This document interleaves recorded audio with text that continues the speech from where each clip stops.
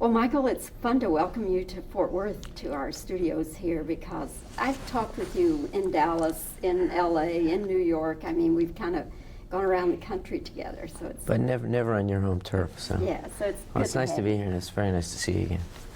For love or money, Mm-hmm. I enjoyed it a lot. Oh, thank you. Yeah, it's a real enjoyable film. It's that's the intention. It's you know, it's supposed to be a film that just kind of makes you feel good, makes you want to, you know, take your girlfriend out for dinner, and you know, it's a fable, it's a fairy tale, and hopefully funny as well. So. You play a concierge, and people like you and me who spend a good part of our lives in and out of hotels have probably had some experiences with concierges. Did you talk to some people who make their living that way? Absolutely. I spoke to some people in New York and also in Los Angeles. I didn't do research in the sense that I didn't go and make reservations for people and you know, help them find a place to buy a brooch for their wife or anything. But I just wanted to basically talk to them about what I knew was in the script and say how feasible is this. And I was really surprised that the most far-fetched aspects of the script, in fact, you know, had some basis in reality. That they are asked to do incredible things, and they have a real style and a kind of this kind of ingratiating manipulation that they use. It's really incredible. I wondered about the scene where he's out on the street making the ticket exchanges and buying the tickets and all. Well, I think that scene, that's one of my favorite scenes in the movie, which is a scene where he meets the other concierges in Central Park and kind of bamboozles them out of all their great tickets for the theater and sporting events. And he does this to them every time, and they have no idea how he does it.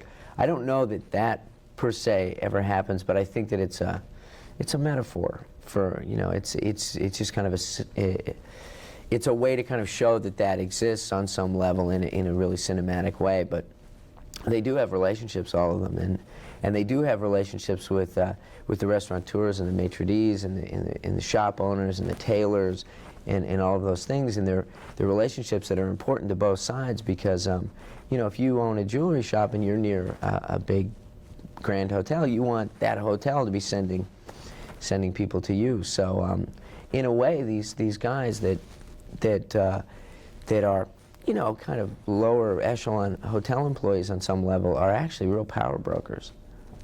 And they do take a little money under the table. Oh yeah, tips are appreciated, and they the way that, you know, talking to me about tips, some of the things that I heard.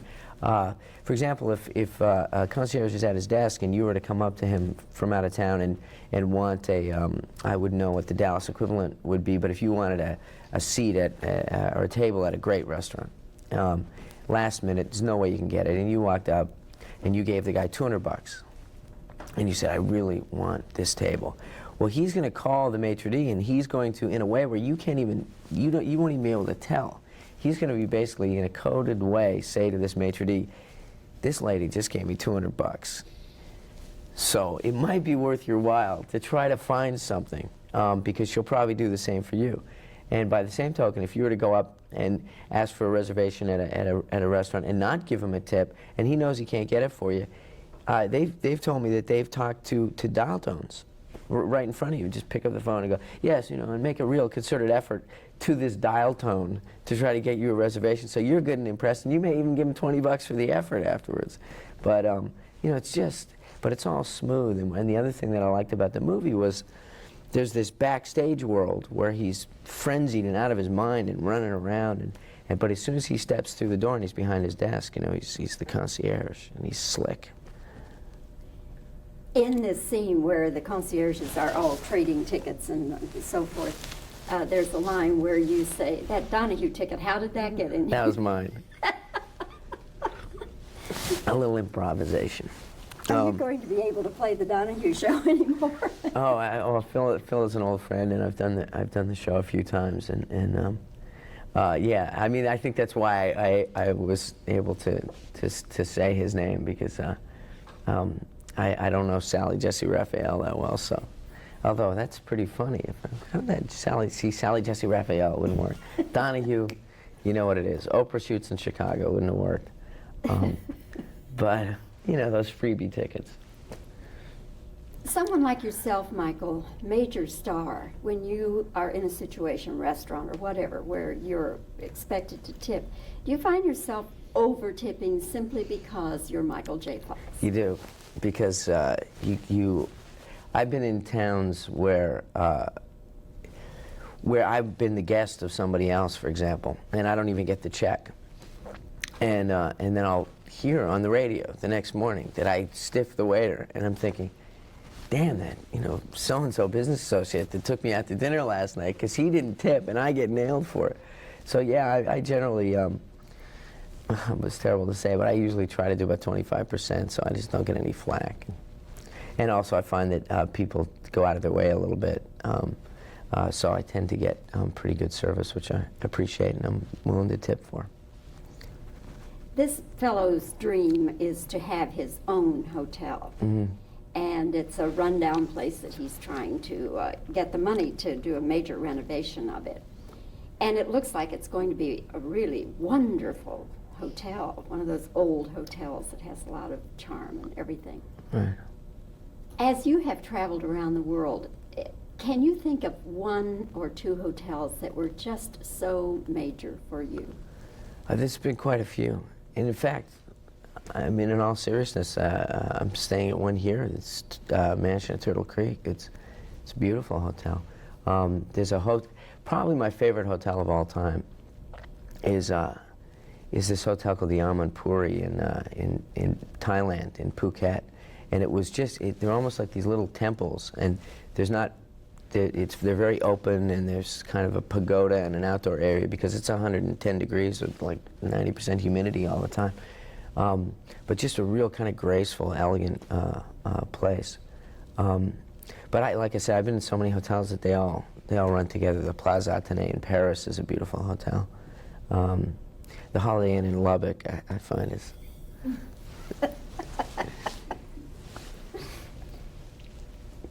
One of the openings, or I should say, the opening scene has you riding in a limousine. Do you remember the first time you rode in a limousine? Yeah, I do actually. I was on my way to meet the affiliates in the first season of Family Ties, and I was just the classic first time in a limousine type guy. I was doing the divider and the windows and whoa, and you know, checking out the radio and looking in the ice tray and just kind of going hog wild on it. But yeah, I remember it real well. That was the first time. Up to that point, I'd never gone to a wedding or anything where I'd been in a limousine. Did you stand up and look through the window? Oh, I stood up and I can stand up in limousines. I can stand up in cars.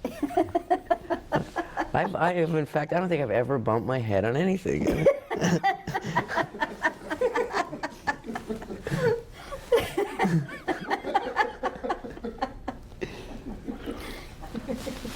Michael, you do have the greatest sense of humor about your height, or should I say lack of height. Have you always had a sense of humor about that, or did you go through painful times? I don't know. Maybe in some kind of subconscious way I might have when I was younger, but I really don't think so. I've just always had an attitude that there are things that you can do something about, and there are things that you can't.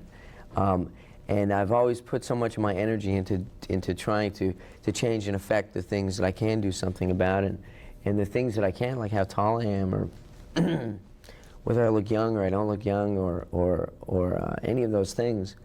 I just never thought about it much. And I think that my reward for that in some kind of karmic way has been that it's always worked to my advantage, that I was able to start working professionally in the United States because I'm Canadian on a special ability visa, because I was able to, producers were able to hire me in situations to play 14-year-olds or 15-year-olds or 16-year-olds when I was a legal adult, and I was able to skirt child labor laws and all of that stuff. So, it's always kind of, worked to my advantage. I've never really thought about it. I also think that it's made me resilient in that I played sports a lot growing up. I played hockey and all that stuff, and you get kicked on your butt enough, it's the fear of it starts to go away. You just learn how to get up and go back at it again. So I think it made me a little tougher, and no, I just like it. You know, it takes less time to iron my pants and all that. Like I iron my pants. I keep seeing from time to time, and this film has brought it up again, people writing and talking about your comic timing and comparing you with Cary Grant. I wonder if at any time in your life, young or now, if you were influenced by Cary Grant. Oh, absolutely. I'm a huge fan of Cary Grant's, and he.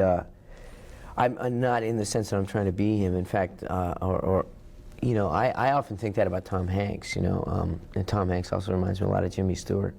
But what I like about Cary Grant is that a lot of actors kind of work from the character out, and they're very into their character and they're very into what they're doing, and they don't pay as much attention to the to the story or to what the audience is expecting. And I think comedy gives you a unique opportunity to work from the story inward and to know and to try to anticipate what the audience wants and to try to anticipate what they're feeling and to try to anticipate the way that they want you to react to a certain situation. And that's all that kind of comedy timing is. It's just giving the audience a chance to get there about the same time you do. If there's a setup or a certain situation and you're going to react to it, instead of just jumping on the reaction, before the audience even knows what you reacted to, give them a second. Just give them a second. And they'll get there, and they'll even start to giggle before you even say the big joke, which will be, draw a big laugh. And a lot of that just kind of, for me, came out of a situation comedy background where you have 300, 400 people in the audience every Friday night, and they're telling you what they want to laugh at. I mean, if you listen to them, they'll tell you.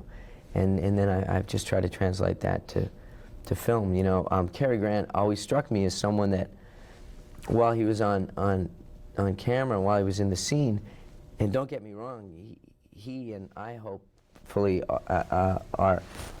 is very, very. You know, I work very hard and I'm very into what I'm doing, and I'm not kind of taking it for granted or sloughing it off, but I do like this idea, like Cary Grant would almost be in the audience beside you, kind of going, watch this. You know, I just love that. I think it's satisfying for people, especially in a comedy. It's harder to do dramatically because that's much more subjective and much more interior, and it isn't fueled by laughter, so you don't have to worry about playing to the laughter. You're going to direct a feature, aren't you? Well, I hope to. Nothing's done till it's done, but I'm developing one right now at Universal to direct and star in, and they've been real supportive and really like the script, and you know, we're still working on honing it and making it everything that I think that it can be, and if it continues like this, it should be something that I'll shoot next year. Comedy? Comedy, paranoid fantasy, generational coming of age, quasi psychedelic, nutball, insane caper movie. I don't know what it is. It's a comedy, it's a fantasy. It's also very kind of oriented towards the generation that grew up in the 60s, or at least was born in the 60s. It's about a guy who turns 30. And it's not just about how weird it is to turn 30, but also what it's like to turn 30 now, in the 90s. And I think it's going to be terrific, I hope. You haven't turned 30, though, have you? I'm sorry, forget that question. No, I actually have. I'm 32. How time flies, Yeah. and we're having fun. Okay. All right. Okay, well, I think that'll about cover it. And again, Michael, it's been great talking with you. It's always fun to see you. Yeah, it's really always nice to see you. And congratulations on For Love or Money again. I enjoyed it tremendously, and I hope it does really well for you. We'll see. Go see it. It's great. Kind of, because we're only here until, I think we get on the plane about 4 o'clock, so it hasn't been too bad a trip. When I came through, when I was doing, excuse me, Doc Hollywood, it was a lot more of a grind, I think. Because there's a lot of folks in Dallas that I normally talk to, that some of the newspaper people that I think I talked to at the junket last time. I was on vacation, and that's why I didn't get to do. I was on vacation. Oh, this is better. I Yeah. should come to you. You don't need to be tearing all over the country. Okay. So anyway, What else? You want me to tell you something else? What can tell I tell me you? some funny stories that you heard from concierges that you can't tell on the air. Oh, No. no. Well, there's a lot of the, the thing about, when you're doing interviews about what concierges ask for, there's a lot of, the rubber ladies and the 14, hula dancers and the, all of that bizarre stuff that goes on. And I asked them, I said, seriously, tell me the truth. Do you do this, stuff for a traveling businessman? And they said, yeah, not that many people ask for it, but the people who do are, just real matter of fact about it. And he said, it's real bizarre. It really is like, I need a 3.5-foot woman with a pony, and do you have? I need a tub of Mazola and a chandelier, please. And it's a pretty weird job, but they're great. And I bought them dinner. I bought a few of them dinner and stuff, and they really liked that. And it was a good time. It was a good time talking to them. But I couldn't really do like some kind of research things like where I can go and hang out with them, especially like when I did Doc Hollywood, and I could go to the medical center and just put the mask on my face and just cruise around. But people would think it was weird if they came up in it, to the concierge desk, and there I was. Can I direct you to a movie? You'd like to rent a movie, Back to the Future? Bob, that should do it, shouldn't it?